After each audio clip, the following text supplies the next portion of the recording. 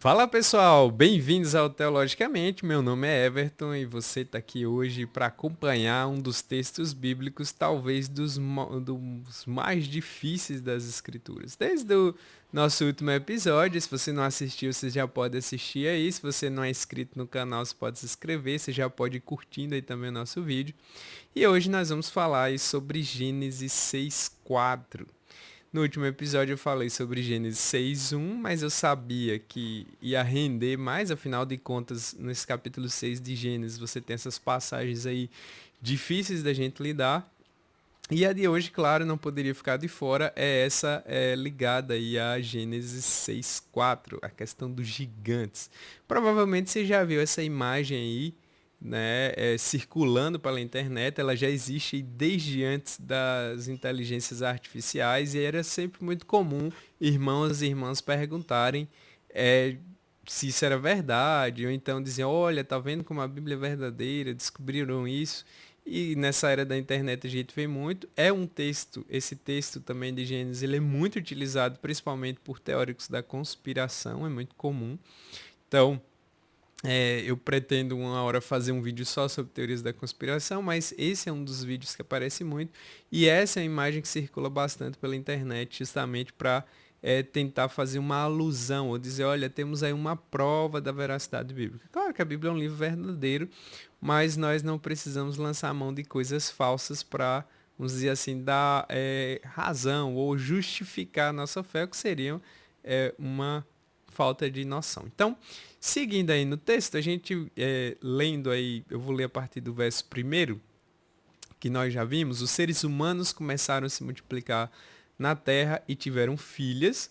Os filhos de Deus perceberam que as filhas dos homens eram belas, tomaram para si as que os agradaram e se casaram com elas. Então eu já falei no vídeo passado, se você não assistiu, assiste aí, quem são esses filhos de Deus aí, e a posição que eu acho mais coerente dentre as várias posições. Só para você lembrar, são três posições. A primeira delas é fazendo uma relação com a linhagem setita, ou seja, a linhagem de Sete. A segunda é a ideia de que aí são anjos, e essa é a ideia que eu defendi aí no meu vídeo passado. E a terceira posição de que eram homens famosos, homens poderosos, que tomaram as filhas dos homens e deram prosseguimento a essa linhagem. Então, dizem que eles casaram com elas, e o Senhor disse, meu espírito não tolerará os humanos por muito tempo, pois são apenas carne mortal, seus dias serão limitados a 120 anos apenas. E aí a gente chega no verso 4. Naqueles dias e por algum tempo depois, havia na terra gigantes, pois quando os filhos de Deus tiveram relações com as filhas dos homens, elas deram à luz a filhos que se tornaram os guerreiros famosos da antiguidade. É aqui que a porca torce o rabo, como no ditado popular. Então, essa palavra que nós temos traduzido, eu estou usando aqui a versão NVT, de Gênesis 6, de 1 a 4. Nessa versão e várias outras, né, a opção da tradução é gigantes. Aí a palavra hebraica Nephilim, e essa palavra Nephilim é muito conhecida das pessoas, teve aquele filme Noé lá, enfim, eu já expliquei alguns outros trechos. E é ela que entra aqui, porque segundo algumas linhas que defendem que os filhos de Deus eram anjos que coabitaram com as filhas dos homens, eles acreditam que a descendência dessa união gerou gigantes, ou seja, pessoas com uma estatura incomum aí, né? Então, assim, não é uma passagem fácil, é importante seja dito. Então, desde o vídeo passado eu já falei que a teologia, principalmente quando a gente lida com essas passagens, a gente precisa ter uma certa humildade, porque nós estamos lidando com uma passagem que vai ter várias linhas de interpretação e grandes teólogos aí vão defender suas linhas. Você vai encontrar vários deles pela internet. Meu canal de teologia não poderia não ter também a minha versão aqui no meu canal. Então, quem seriam esses nefilins? Para uma linha, né? Eu gosto muito do Peter Gentry, especialista aí do Antigo Testamento. Ele argumenta defendendo lá que os filhos de Deus são de fato os anjos, baseados, né, na própria palavra também em Judas e em Pedro, mas ele já não concorda que os gigantes aqui sejam descendentes de uma mistura aí dessa linhagem dos anjos caídos com as mulheres.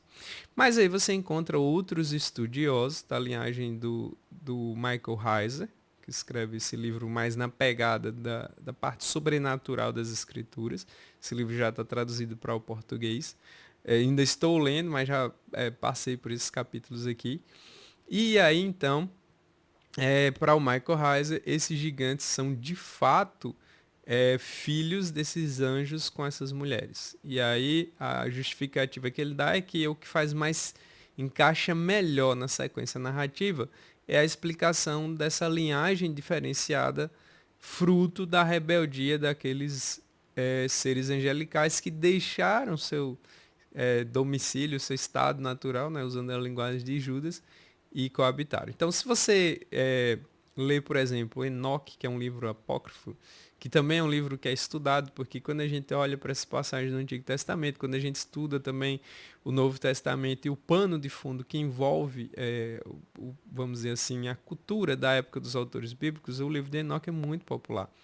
E quando na argumentação do Heiser, que é mais favorável à ideia de que aqui são de fato seres híbridos aí, né? Ele vai argumentar que, e ele vai usar o pano de fundo do Antigo Oriente Próximo. O que seria o Antigo Oriente Próximo? É aquele pano cultural ali onde acontece o Antigo Testamento, onde ele é escrito, como funcionava a cosmovisão. Ele lança a mão bastante de elementos aí culturais das antigas culturas ali, dando a ideia de que Moisés, no sentido de combater as mitologias daqueles povos, ele fala delas, utiliza elas, por exemplo, o próprio Gilgamesh, que você vê lá da epopeia de Gilgamesh, que é muito mencionado quando se fala de Gênesis. Os céticos dizem, inclusive, que a Bíblia, nesse trecho, é uma imitação lá da epopeia de Gilgamesh. É claro que outros grandes estudiosos do Antigo Testamento vão discordar, porque não teria problema nenhum ele citar esses livros, esses outros elementos, sempre com o objetivo de mostrar a diferença e a superioridade do Deus de Israel em relação às mitologias pagãs ao redor.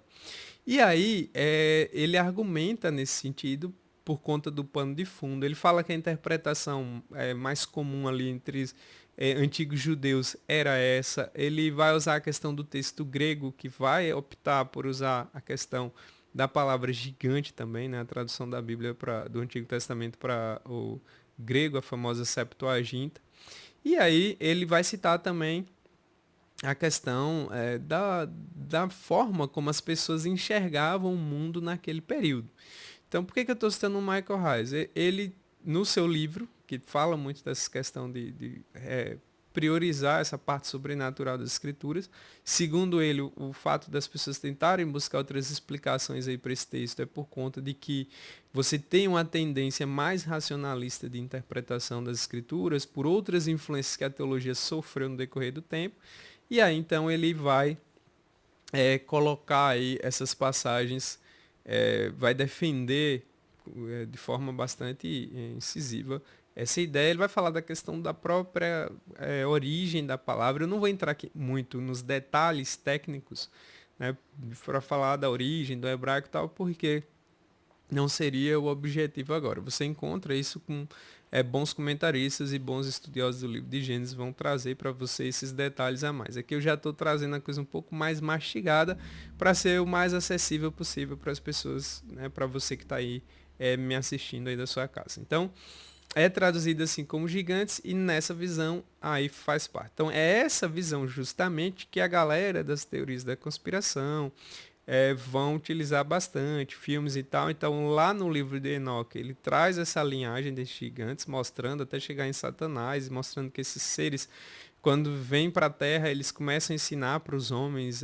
uma série de outras coisas que vão levar a mais rebeldia contra Deus e vai levar a uma, vamos dizer assim, a uma piora da humanidade. E ele vai muito nesse sentido. Já o Peter Gentry discorda, né? Ele usa inclusive esse trecho aqui do versículo falando que naqueles dias e por algum tempo depois havia na terra ali gigantes. Então ele argumenta que o fato de haver gigantes ali naqueles dias e depois não seria uma referência a gigantes aí no sentido que quem defende que aqui é descendente de anjos traz. Então Outros também vão argumentar nesse sentido, naqueles dias e depois. Tem a relação com o livro de Números, que traz também essa palavra, né? E aí tem a tradução de seres maiores. Quando você chega, por exemplo, na história de Golias, Golias tinha uma alta estatura e pela menção que as escrituras fazem, a gente poderia colocar aí aproximadamente um homem de 2 metros e pouco, enfim, está dentro daquilo que nós conhecemos de pessoas altas aí, que entraram inclusive para o Guinness Book.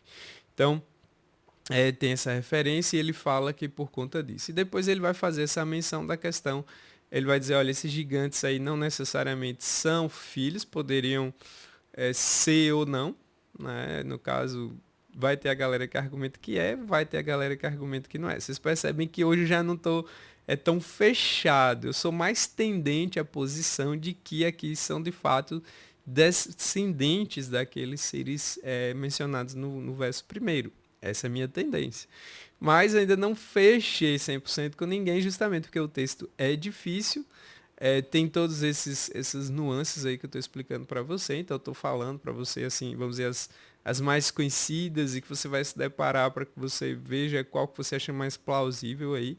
E depois ele menciona aqui no verso 4, né? Elas deram à luz filhos que se tornaram os guerreiros famosos da antiguidade. Então, para a galera que acredita que aqui eram descendentes mesmo dos anjos, eles vão dizer que eram homens grandes, eles vão argumentar que é daqui que vão surgir aquelas histórias, né, dos homens meio deuses, meio humanos. Então a Bíblia, ela não vai no caminho de dizer que haviam esses deuses aí e tal, como era comum nas mitologias antigas. Então é como se o texto bíblico estivesse combatendo essa ideia, dizendo, olha, eles não são deuses que coabitaram nem nada disso, eles são simplesmente anjos rebeldes, criaturas de Deus que se rebelaram e chegaram a esse ponto aí. E aí, juntando com as outras interpretações de Judas, Pedro e alguns elementos lá de Enoque, a galera vai para a conclusão de que esses seres foram severamente punidos. Né? Então, fica aí as visões mais comuns. Né? Você pode entender que eles eram homens famosos que se destacaram e usaram os seus poderes de guerra para se propagar e se tornarem famosos. E você também pode seguir por esse caminho de entender que eram de fato seres sobrenaturais. Mas lembrando que nessas tendências aí das teorias da conspiração, não vá por elas, elas são perigosas, elas tiram os textos dos seus contextos, elas tentam pegar esses elementos, essas interpretações mais sobrenaturais e super enfatizar elas, levando as pessoas vamos dizer assim, a terem uma falsa compreensão do texto bíblico e também de como a verdade bíblica se consolida. Então, quando se estuda essas passagens, você vai ter elementos aí que os teólogos usam, como a arqueologia, a história, a questão linguística, a questão cultural, a questão, enfim, são todas uma série de camadas e toda uma estruturação para se entender melhor os textos, para não se deixar levar por essas ideias. Afinal de contas, a Bíblia é um livro extraordinário e é por isso que ela acaba também sendo muito utilizada aí por esse pessoal.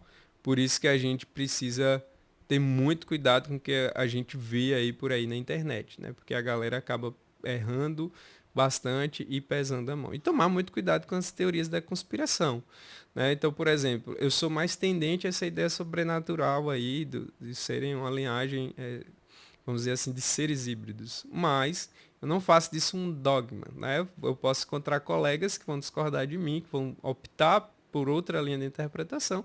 Tá tudo bem, porque aqui a gente está tratando de assuntos que são secundários na teologia. O que são assuntos secundários? São aqueles que não vão de encontro às doutrinas principais das Escrituras e que nós podemos discordar tranquilamente sem deixarmos de sermos irmãos, sem deixarmos de sermos cristãos ortodoxos. Então, tá aí. Qual é a visão que você acha melhor? Qual que você acredita que você concorda mais, a que você conhece mais? Se você tem algum outro ponto para colocar, você pode colocar aí nos comentários. Se tem alguma outra curiosidade, você pode continuar comentando, interagindo conosco. Se você gostou do nosso vídeo, curta, compartilha. Se você não conhece dos vídeos, vá lá, assista os outros vídeos aí do nosso canal. Nós temos outros temas interessantes aqui já para você. Ajude esse canal a continuar crescendo, né, sendo uma referência aí de teologia para as pessoas, para curiosidades bíblicas, entender a cultura à luz da Bíblia, conhecer um pouco mais sobre a teologia.